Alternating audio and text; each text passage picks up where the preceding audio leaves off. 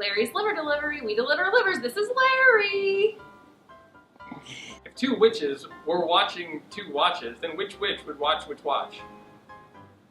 Shut up the shutters and sit in the shop. Peter Pepper picked a peck of pickled peppers. A peck of pickled peppers. Peter Pepper picked. If Peter Pepper picked a peck of pickled peppers, then where's the peck of pickled peppers Peter Pepper picked? How much wood could a woodchuck chuck if a woodchuck could chuck wood?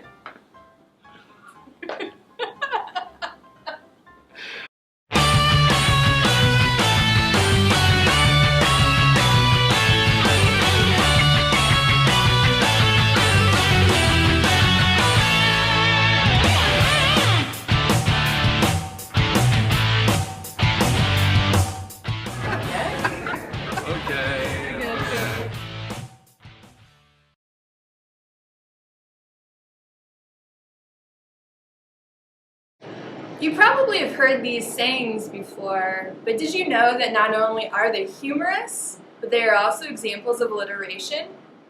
Let's look at the definition. Alliteration is the repetition of consonant sounds at the beginning of words. It's important to remember that what is repeated is the sound and not the letter. This means the best way to check for alliteration is to read the poem out loud.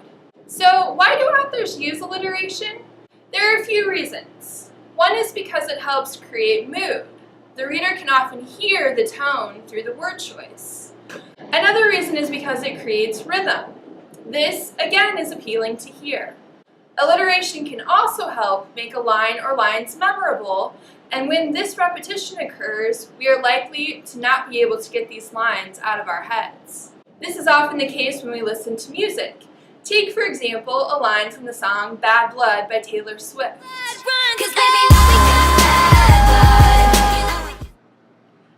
And baby, now we got bad blood.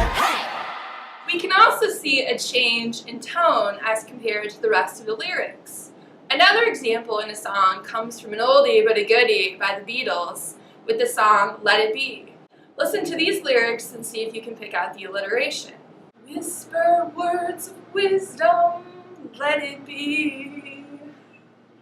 In this line, we can hear the repeated W sound. When looking at the rest of the song, we might ask ourselves how this particular line might contribute to the overall tone. Let's take a look at alliteration at work in a poem. This poem is called Two Sunflowers Move in the Yellow Room by Nancy Willard.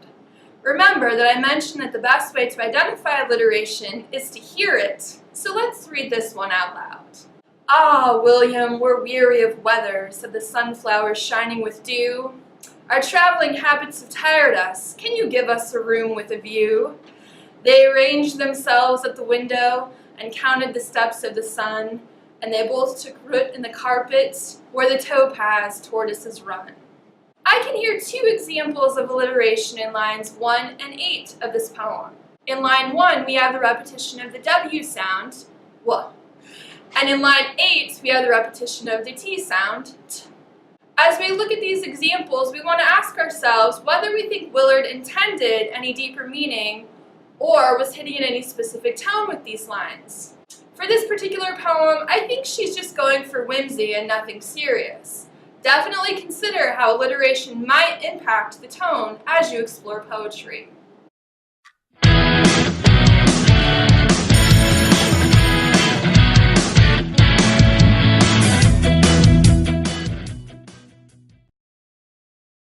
To recap, alliteration is the repetition of consonant sounds at the beginning of words.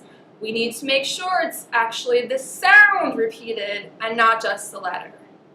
Now that you know a little bit more about alliteration, listen for it in your favorite songs, watch for it in headlines, and listen for it in poetry.